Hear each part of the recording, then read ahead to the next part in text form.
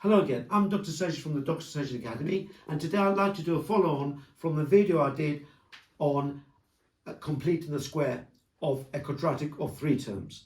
Today I'm going to describe how we factorise a quadratic of 3 terms when the coefficient of x squared, the one where you've got the x squared term, is greater than 1. For example, we know that if you've got a quadratic of 3 terms such as this, for example, x squared minus 2x minus 15. So here we have a quadratic of 3 terms, 1, 2, 3, where the coefficient of x squared, that is to say, coefficient means the number that's multiplied by x squared, is 1. Okay, so that's easy. I'm sure many of you know how to do that. So we'll just look at the factors of the last term. So in this case, minus 15. And let's say we chose some factors such as minus 15 and 1. Because minus 15 times 1 is minus 15. But when you add minus 15 and 1, you get minus 14. And of course, that is not minus 2. So we're looking at those factors when the last term, when added, those factors when added will give you the middle coefficient, which is minus 2. Of course, it's not that. Then if we put minus, what about minus 5 and 3? If we times minus 5 and 3, you get minus 15. Because the minus to the plus is a minus 5 times 3 is minus 15. But minus 5 and 3 is minus 2 when added. So therefore, minus 5 and 3 are the actual factors that give you minus 2. And therefore, all we have to do now is join the x with the minus 5 and the x with the plus 3. And there you have it. And that's how we factorise quadratics of 3 terms when the coefficient of x squared is 1. So that's easy enough. But what about when the coefficient of x squared is greater than 1? That's the one that a lot of students find difficulty with. So let's write down a quadratic to exemplify the method. A quadratic of 3 terms where the coefficient of x squared is greater than 1. So for example, 6x squared plus 11x and let's say plus 4. So how do we deal with the quadratic of 3 terms when the coefficient of x squared this time is greater than 1? Okay, so what you do is you take the first term and you times it by the last term. 6x squared times 4, and that way is 24x squared. And then we find the factors, like before, of 24x squared, of the product of the two, the first and the last term, such that those factors, when added, will give you the middle term, 11x. So for example, we randomly choose 2x and 12x. If you times 2x by 12x, you get 24x squared, so it satisfies that condition. But if you add 2x and 12x, you get, of course, 14x. So therefore, those are not desired factors that we want. So let's try 3x and 8x. Now, if you times 3x by 8x, you get 24x squared. But if you add 3x and 8x, you get 11x. And of course, that satisfies the condition that that the product of these factors is in fact the middle term, 11x.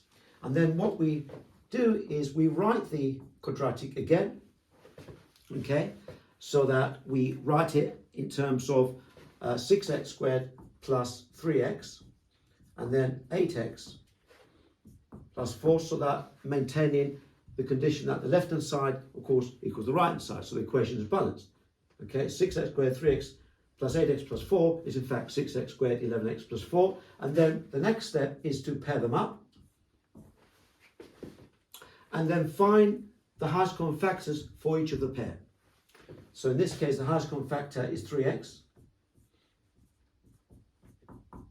So if you times 3x by 2x and then times by 1, you get 6x squared plus 3x. And the highest common factor of the second pair is 4. Take the 4 out. If you times them again, you get ax plus 4. Now you know you did it correctly because what's in brackets must be the same. 2x plus 1, 2x plus 1 in this case. And then what we do is we take out the common factor, 2x plus 1, and what we left with is 3x plus 4. That forms our first pair of factors, and then you've got the 2x plus 1. So we factorised the quadratic of 3 terms where the coefficient x squared is greater than 1. Now, Let's do another example.